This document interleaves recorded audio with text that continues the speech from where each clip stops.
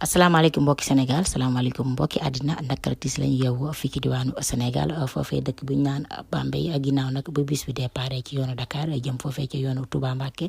bi mu demee ba côté Bambey nag ki la doon doublé nag bis boo mag la bis bu dajeek benn camion daanaka biñ daje bi métti na métti goo xam ne bis bi dafa tàkk ginnaaw nag li ñu waxoon nag ñi ci jot a génne nañ amoon na ay gaz yoo xamante ni mi ngi woon ci biir bis bi ndax dégg nañ ay explosion ci biir bis bi mu doon nag image yoo xam ne métti na mu doon nag wax dëgg yàlla loo xamante ne naqar bu métti métti da fukki nit ak juróom benn jot nañ cee ñàkk seen bakkan am na ci ñoo xam ne génn nañ waaye ay blessé grave la ñu doon daanaka mën ngi tell ba dëkk ba dañoo génn di xool si lan la ñi dañoo gànnaay ay jaasi ñi gàddu seen torche dañoo defe ne woon leneen la mais xamulaa xalaatuñ woon ni lu ñu mel nag foofa la xewee nag ca Bambey mu doon nag explosion boo xam ne bus bi dafa tàkk ba jeex tàkk comme ni ngeen koy gisee nag foofee ci image yi mu doon nag ratis boo xam ne nag moo ngi daal fii ci Sénégal foofee ca Bambey tey ci altine ji ginnaaw nag ba bis bi di doublé nag ci la daal di dajeek nag benn camion mu doon daje bu doy waar daje bu métti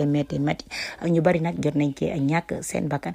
te ñu ngi jëm gàmmu nag ñu ngi leen di ñaan na ngeen wàññi bu baax a baax naam nag ministre des transports jot na ci génn wax na ci jëf na ci waaye nag foog ñu waxaat ci jëfaat ñi ngi jëm ci ay programme te kenn mënut a bàyyi oto nag ginnaaw nag ñu ngi leen di sant di leen gërëm loolu nag moo fi wàccoon ci ay xibaar jërë ngeen jëf